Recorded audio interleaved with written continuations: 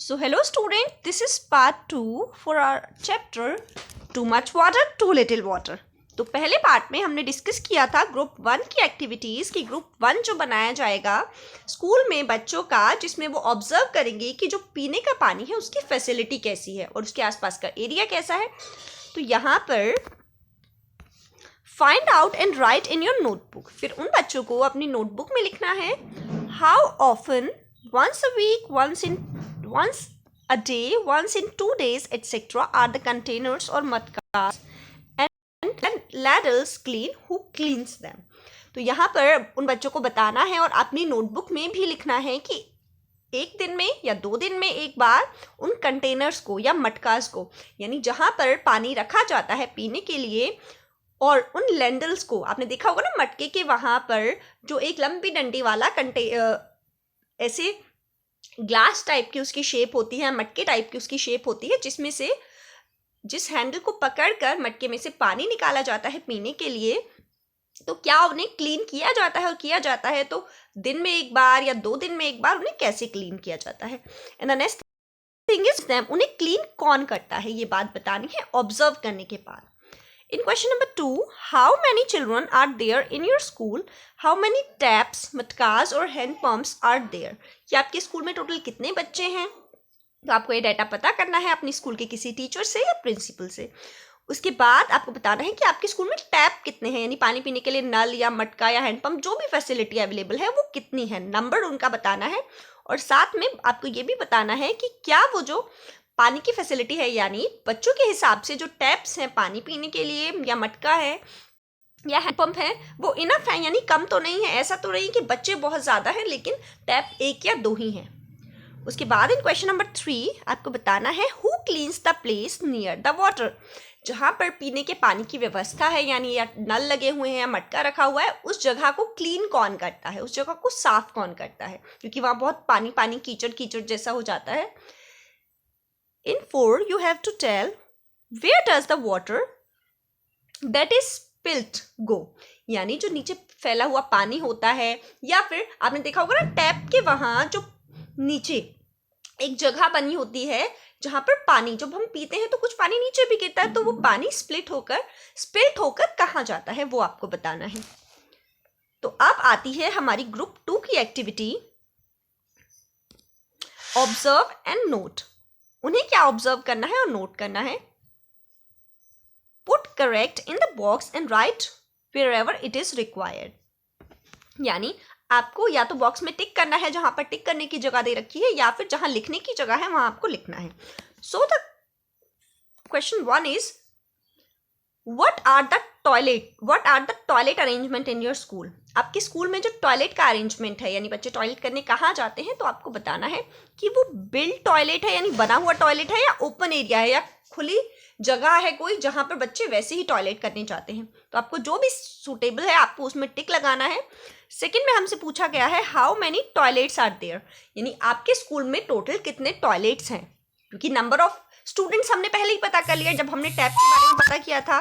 तो अब आपको बताना है कि आपके स्कूल में नंबर ऑफ टॉयलेट्स कितना है.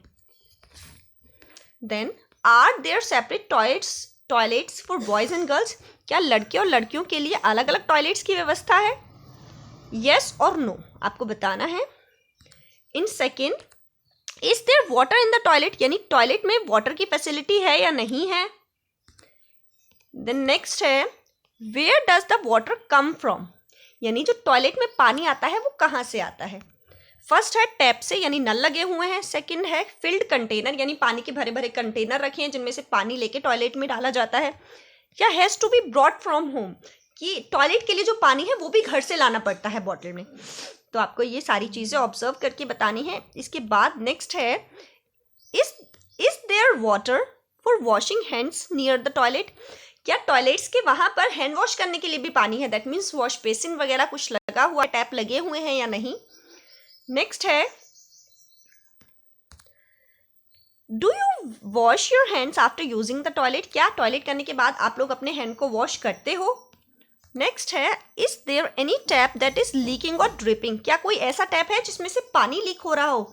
यानी टॉयलेट के पास जो टैप्स हैं हैंड वॉश करने के लिए या टॉयलेट के अंदर वाले टैप, उनमें से कोई ऐसा टैप है जो लीक हो रहा हो, जिसमें से पानी निकल रहा हो?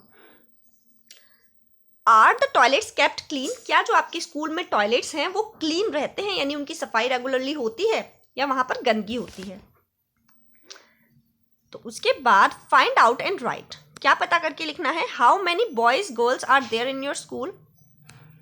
यानी आपको यहाँ पर अलग अलग जो दो बॉक्सेस हैं, यहाँ नंबर ऑफ गर्ल्स लिखना है स्कूल में कितनी है, और नंबर ऑफ बॉयज लिखना है स्कूल में कितना है।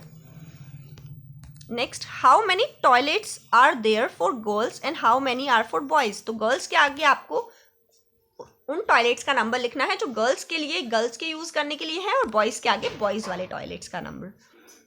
नेक्स्ट है, if there are no taps, who brings the water for the toilets? From where does the water have to be brought? अगर टॉयलेट्स में कोई नल नहीं लगे हुए तो उन टॉयलेट्स को क्लीन करने के लिए पानी कौन लाता है और कहाँ से वो पानी लाया जाता है? Who keeps the place clean? Who keeps the place clean? उस जगह को क्लीन कौन करता है, यानी कौन साफ रखता है उस जगह को, टॉयलेट्स वाली जो जगह है। Then next है, talk about it. अब किस बारे में हमें बात करनी है? What can be done to keep the toilets clean? Toilets को क्लीन रखने के लिए क्या किया जा सकता है? What can each of us do for this? और इसके लिए हम क्या करते हैं? Have you seen toilets at bus stands और railway stations? क्या आपने बस स्टैंड या रेलवे स्टेशन पर टॉयलेट्स को देखा है? क्या आपने कभी उन्हें यूज किया है? How are they different from the toilets at home? वो घर पर जो टॉयलेट्स होते हैं उनसे रेलवे स्टेशन वाले और बस स्टैंड वाले टॉयलेट्स कैसे डिफरेंट होते हैं, उनमें क्या अलग होता है घर वाले टॉयलेट से? तो ये था हमारा फर्स्ट पोर्शन, फर्स्ट ग्रुप के लिए हमारी एक्टिविटी ड्रिंकिंग वाटर और सैनिटेशन के बारे में, और सेकेंड ग्रुप के लिए हमारी एक्टिविटीज रही अब वॉशरूम यानी टॉयलेट्स के बारे में। अब आता है हमारा ग्रुप नंबर 3, और इन्हें किस बारे में बात करनी है? Talk with the children in your class and fill in the table below. In the last few months, how many children in the class have suffered from any of these? यानी इन बच्चों को बात करनी है बीमारी के बारे में, यानी क्लास के बच्चों से बात करनी है और उसके बाद इस टेबल को फिल करना है। तो टेबल में हमें क्या दिया हुआ है? टेबल में हमें दिया है serial number, diarrhoea, loose motion, यानी यहाँ पर आपको बच्चों का नाम लिखना है जिनको भी ये बीमारी हुई है। बीमारी कौन कौन सी है? फर्स्ट है डायरिया यानी लूज मोशन, वोमिटिंग यानी उल्टियाँ, लूज मोशन एंड वोमिटिंग यानी उल्टियाँ और लूज मोशन दोनों, yellow urine, yellow pale skin and eyes mild fever, यानी येलो उनका जो यूरिन है यानी टॉयलेट है येलो हो गया हो, उनकी स्किन पीली पड़ गई हो और उनकी आंखें भी पीली हो गई हो और उनको हल्का हल्का बुखार भी हो गया हो। तो ये सिचुएशन कितने बच्चों के साथ हुई है और ये बात करनी है पिछले कुछ महीनों के बारे में।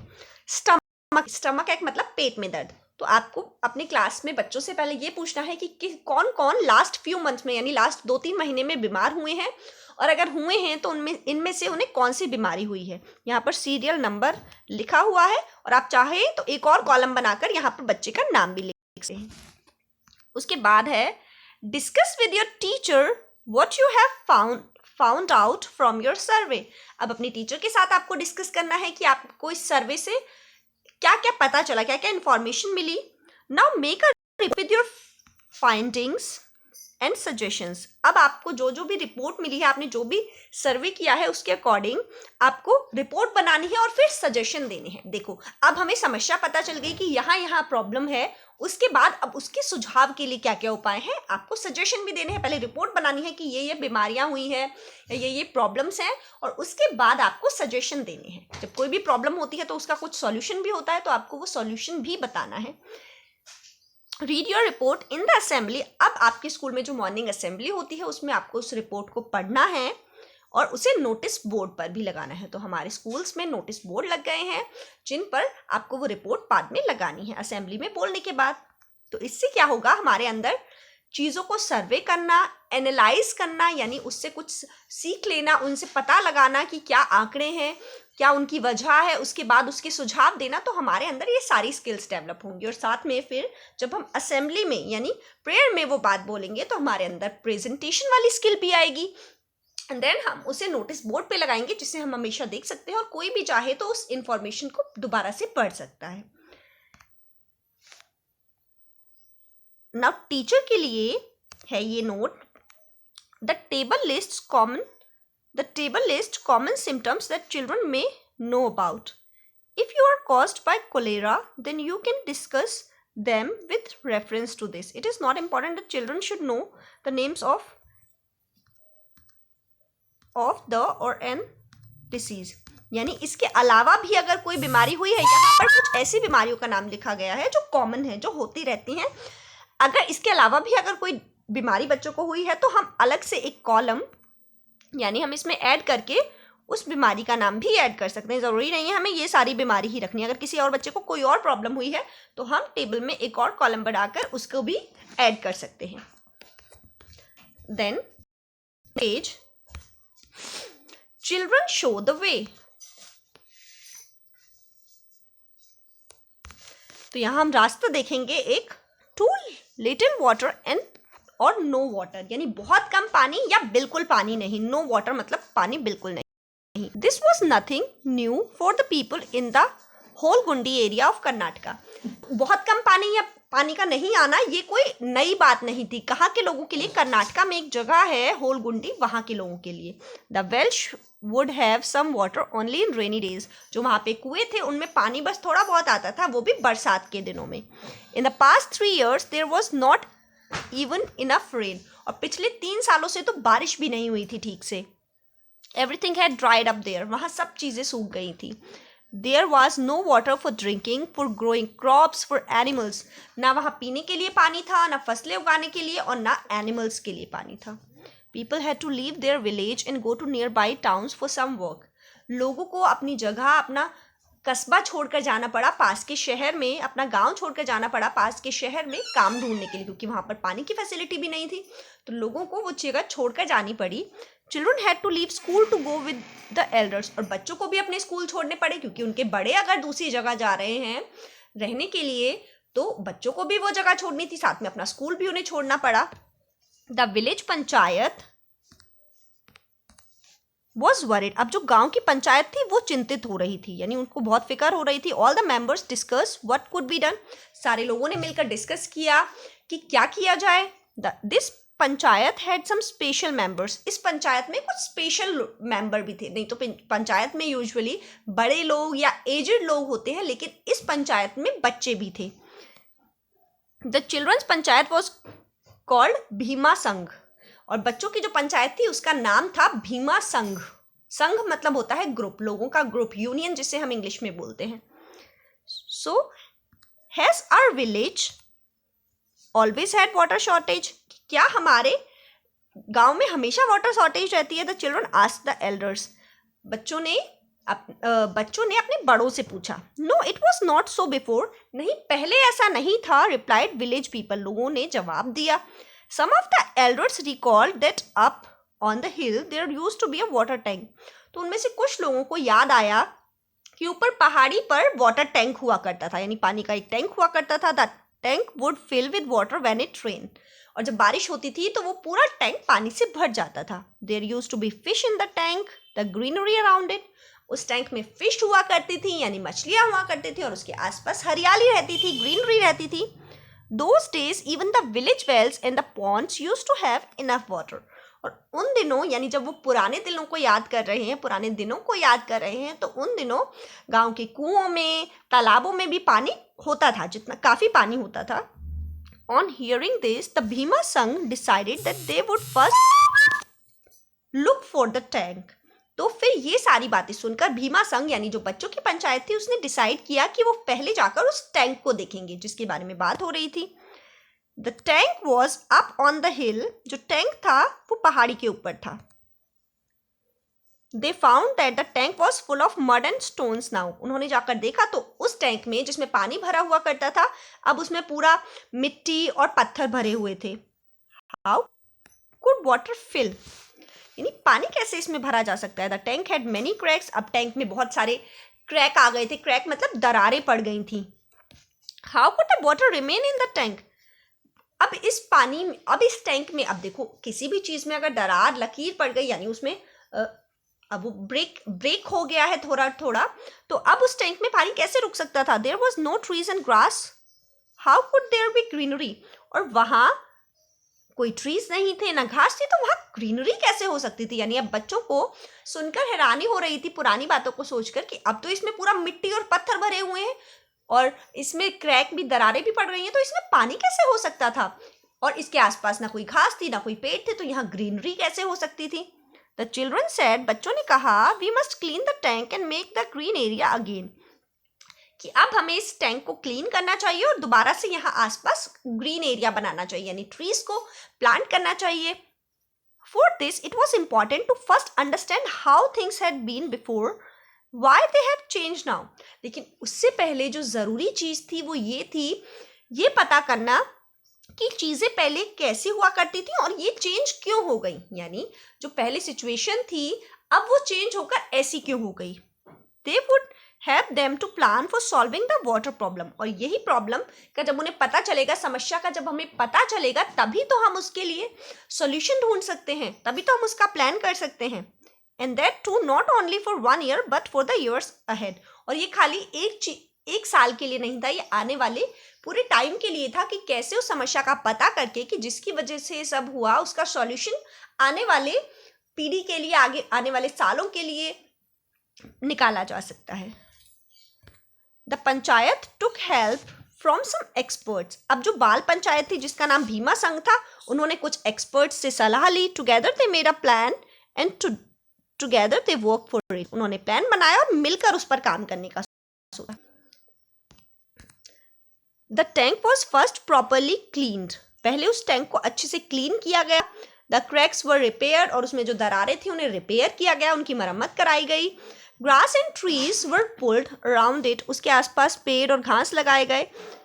as the tank was full as the tank was on a hill, a lot of rain water used to flow down the slopes, यानी क्योंकि वो टैंक जो था वो पहाड़ी के ऊपर था, तो बहुत सारा पानी ऐसा था जो नीचे बह कर आता था. With this water soil also would flow away, अब जो पानी नीचे बहेगा तो उसके साथ वो मिट्टी भी बह कर आएगी. So the children made a small dam on the slope, तो इसलिए बच्चों ने वहां पर एक डैम भी बना दिया, यानी छोटा सा बांध भी बना दिया, यानी ऊपर से टैंक भरने के बाद जो पानी बहकर आता जिसके साथ मिट्टी भी आती, तो उन्होंने एक डैम बना दिया जिससे उस चीज को रोका जा सकता था, जिससे पानी को और मिट्टी को बहने से रोका जा सकता था.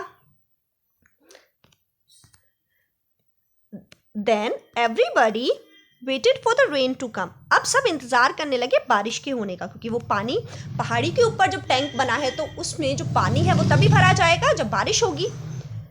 When it rained, जब बारिश हुई, the tank filled with the water, तो टैंक पूरा पानी से भर गया. The children put some fish in the tank, अब बच्चों ने पहले की ही तरह उसमें कुछ फिश डाल दी, यानी मछलियां डाल दी. They kept guard to make sure that nobody stole the water or harm the plants, उन्होंने इस चीज का भी देखभाल की, इस चीज को भी गार्ड किया कि कोई भी उन मछलियों को चुरा के ना ले जाए और उन प्लांट्स को हानि ना पहुंचाए, यानी उन्होंने नए नए प्लांट्स लगाए. अब आपको पता है जब कोई भी चीज छोटी होती है, नई सिरे से लगाई जाती है, तो उसकी हमें केयर करनी पड़ती है. जैसे बच्चे छोटे होते हैं तो उनकी केयर करते हैं ना माँ बाप, ऐसे ही अब उन्होंने प्लांट्स लगाए हैं, वो छोटे छोटे हैं तो उनको गार्ड करना पड़ेगा कि कोई उन्हें तोड़ ना जाए. So one monsoon went by, then फिर एक मॉनसून आया, यानी एक बारिश का मौसम आया, फिर अगले साल दोबारा बारिश का मौसम आया. Things got better every year, और हर साल चीजें अब अच्छी होती गई, बेटर होती गई, यानी पहले से ज्यादा अच्छी होती गई. The tank filled a little more, अब टैंक दोबारा और ज्यादा भर गया. द प्लांट्स ग्रू, अब पौधे भी धीरे धीरे बढ़ने लगे. द फिश मल्टीप्लाइड, मल्टीप्लाई का मतलब होता है ना, जब आपने 2 को 2 से मल्टीप्लाई किया तो 4 हो गया, यानी नंबर इंक्रीज हो गया, डबल हो गया. तो फिश का नंबर भी जो था वो मल्टीप्लाई होने लगा, अब मल्टीप्लाइड हो गई, यानी ज्यादा नंबर में फिश हो गई वहां पर. आफ्टर 2 or 3 years, 2 या 3 साल बाद, the tank remain full of water even after the rain has stopped. अब जब कुछ साल हो गए, 2 या 3 साल हो गए, यानी मॉनसून के कई सीजन निकल गए, तो अब टैंक फुल रहने लगा, यानी बारिश का मौसम जब नहीं होता था तब भी वो टैंक पानी से फुल रहता था। The well and the ponds in the village had water again, और गांव के जो कुएं थे और गांव का जो तालाब था उसमें भी पानी रहने लगा। There was greenery once again, और चारों तरफ दोबारा से हरियाली हो गई। The people did not have to leave their village for work, अब लोगों को काम के लिए अपना गांव छोड़कर नहीं जाना पड़ता था। The hard work of Bhima संघ हैड शॉन रिजल्ट, अब जो भीमा संघ यानी बच्चों की पंचायत ने जो मिलकर हार्ड वर्क किया था, अब उसका रिजल्ट सामने आ रहा था। The children had shown the way, बच्चों ने रास्ता दिखाया था। Those children are now grown ups, अब जो बच्चे जिन्होंने काम शुरू किया था अब वो बड़े हो गए थे। बट द भीमा संघ कंटिन्यूज, लेकिन भीमा संघ जो थी वो ऐसे ही चलती रही। And every year more children are proud to become its members and work together, अब क्योंकि वो बच्चों की पंचायत थी और जो पहले उसमें बच्चे थे, मेंबर्स थे, वो बड़े हो गए थे, तो कंटिन्यू करके और बच्चे अब जो बड़े हो गए वो साइड हो जाते थे, लेकिन कंटिन्यू रहते थे उस काम में। लेकिन अब और बच्चे भी उस भीमा संघ के मेंबर बनने लगे जो छोटे होते थे, और वो मिलकर काम करने लगे। To always lead the way, और हमेशा वो लोगों को रास्ता दिखाते रहे अच्छा काम करने के लिए, यानी उन्होंने मिलकर, छोटे बच्चों ने मिलकर ऐसा रास्ता दिखाया कि अब उनके गांव में कभी पानी की प्रॉब्लम नहीं हुई, और साथ में जो पहले वाली सिचुएशन थी, चारों तरफ हरियाली, फिशेस, वाटर, वो दोबारा से कंटिन्यू हो गई। तो हम बेशक बच्चे हैं, लेकिन अगर हम कोई काम चाहे मिलके करना, तो कोई भी काम इम्पॉसिबल नहीं है। तो हम भी जिस चीज़ को अपने आसपास चाहते हैं उस काम के लिए हम शुरुआत कर सकते हैं, क्योंकि जो चेंज हम दुनिया में करना चाहते हैं, जो चेंज हम अपने आसपास करना चाहते हैं, उसकी शुरुआत हमें खुद से करनी पड़ेगी। यानी हम चाहते हैं कि ये ऐसा हो जाए, लेकिन हम उसके लिए कोई काम ही नहीं करें तो वो कैसे हो जाएगा। तो उसके लिए हमें खुद शुरुआत करनी होगी। So all the best, thank you.